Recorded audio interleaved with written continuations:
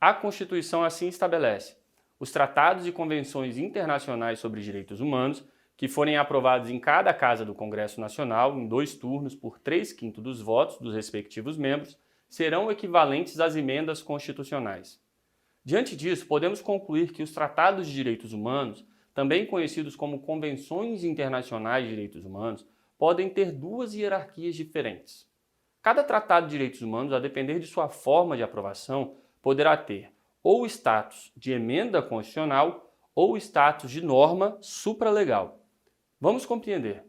Para que um tratado de direitos humanos seja equivalente a uma emenda constitucional, é necessário que esse tratado de direitos humanos tenha sido aprovado em cada casa do Congresso Nacional em 2 turnos por 3/5 dos votos.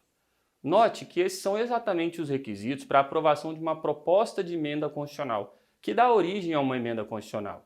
Então, para simplificar, vamos nos referir a essa forma de aprovação como rito previsto para as emendas constitucionais. Quando falarmos em rito previsto para as emendas constitucionais, você saberá que estamos tratando desse rito de aprovação. Então veja, um tratado de direitos humanos aprovado sob o rito previsto para as emendas constitucionais terá status de emenda constitucional. Mas um tratado de direitos humanos aprovado sem a observância desse rito terá apenas o status de norma supralegal.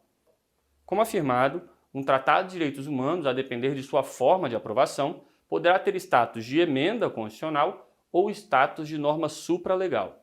Os tratados de direitos humanos com status de emenda constitucional são aqueles tratados de direitos humanos que foram aprovados sob o rito previsto para as emendas constitucionais e que, por esse motivo, serão equivalentes às emendas constitucionais.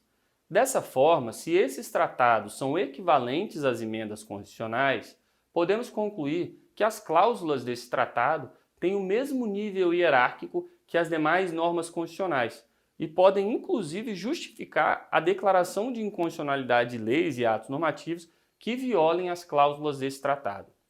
Para exemplificar, a Convenção sobre os Direitos das Pessoas com Deficiência e a Convenção Internacional dos Direitos das Pessoas com Deficiência são tratados de direitos humanos que são equivalentes às emendas constitucionais, ou seja, são tratados de direitos humanos que foram aprovados com esse rito previsto para as emendas constitucionais e, por isso, são equivalentes às emendas constitucionais.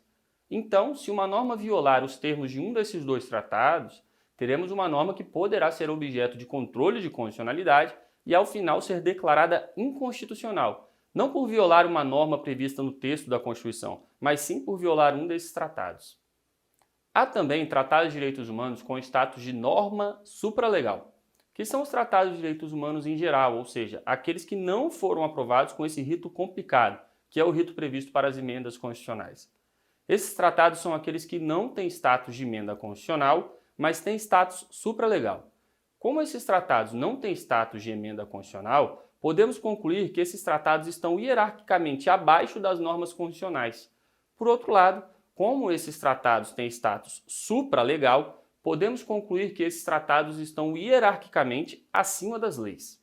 Então veja, esses tratados estão abaixo das emendas constitucionais, mas esses tratados estão acima das leis em geral.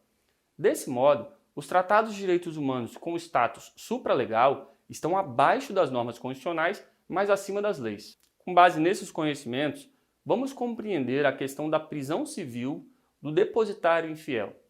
Antes de aprofundarmos nesse tema, precisamos compreender o que seria depositário infiel e depositário fiel. Por exemplo, suponha que 2 pessoas estejam discutindo na justiça quem é o dono de uma pintura de Picasso. Nesse processo, o juiz poderá nomear um depositário para guardar e conservar o quadro de Picasso, até que ao final esse juiz poderá decidir quem é o verdadeiro dono do quadro e o depositário poderá entregar esse quadro conservado para o dono. A pessoa que se compromete a guardar e conservar esse bem é chamada depositário fiel. Porém, imagine que essa pessoa resolva vender esse quadro ou desaparece com esse quadro por algum motivo.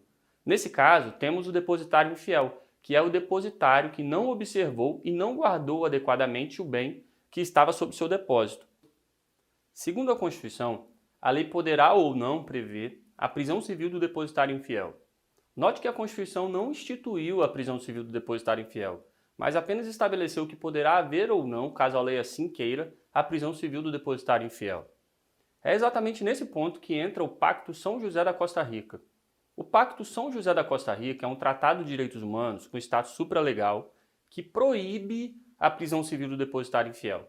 Por conta dessa proibição da prisão civil do depositário infiel, a súmula vinculante número 25 estabelece que é ilícita a prisão civil do depositário infiel, qualquer que seja a modalidade de depósito. Então veja, se eventualmente ocorrer a prisão civil de um depositário infiel, essa prisão civil estará violando o Pacto São José da Costa Rica, o que significa que essa prisão é ilícita. Como o Pacto São José da Costa Rica tem status de norma supralegal, o Pacto São José da Costa Rica está hierarquicamente acima das leis. Então, não é válida nenhuma lei autorizando a prisão civil do depositário infiel, pois o Pacto São José da Costa Rica, que é hierarquicamente superior, veda a prisão civil do depositário infiel. Desse modo, embora a Constituição autorize a previsão da prisão civil do depositário infiel, não temos no nosso ordenamento essa autorização. O controle de convencionalidade é como se fosse um controle de constitucionalidade adaptado. Em vez de verificar a compatibilidade com a Constituição, o controle de convencionalidade serve para verificar a compatibilidade com os tratados internacionais de direitos humanos com status supralegal. Em palavras mais técnicas, o controle de convencionalidade é o mecanismo jurídico que pretende identificar e eliminar as normas que violem o chamado bloco de convencionalidade, que é composto pelos tratados internacionais de direitos humanos com status supralegal.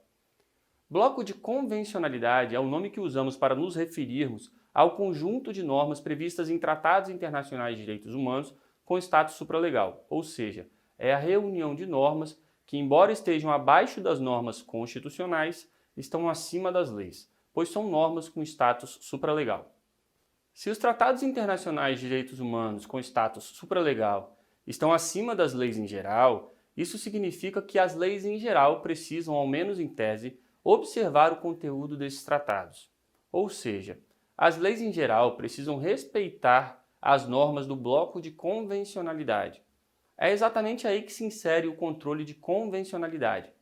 Note que existe uma certa semelhança entre controle de convencionalidade e controle de constitucionalidade, pois ambos são mecanismos de verificação da compatibilidade de normas com um paradigma superior.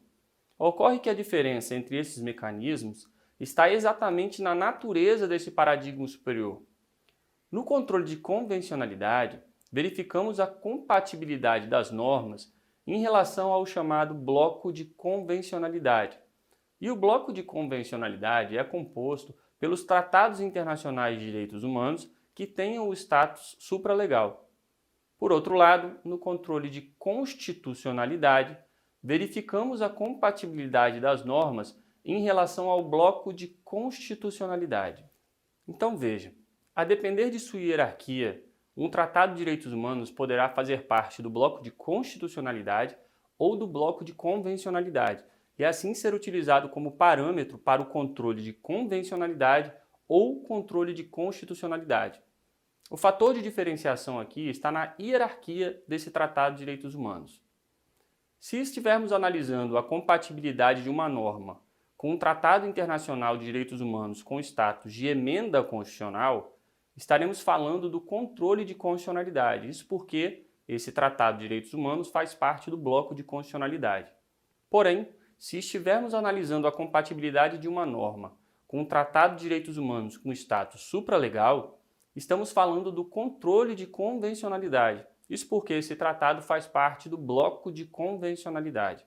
Então, um tratado de direitos humanos poderá ser utilizado como parâmetro ou do controle de convencionalidade ou do controle de constitucionalidade, a depender da sua hierarquia, o que fará com que ele seja parte do bloco de constitucionalidade ou bloco de convencionalidade.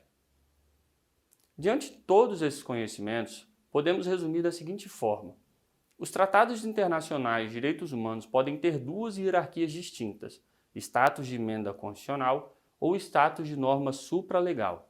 Os tratados de direitos humanos com status de emenda constitucional são aqueles que fazem parte do bloco de constitucionalidade e, por isso, podem servir de parâmetro para o controle de constitucionalidade. Por outro lado, os demais tratados de direitos humanos têm status supralegal e são aqueles que fazem parte do bloco de convencionalidade e por isso podem servir de parâmetro para o controle de convencionalidade.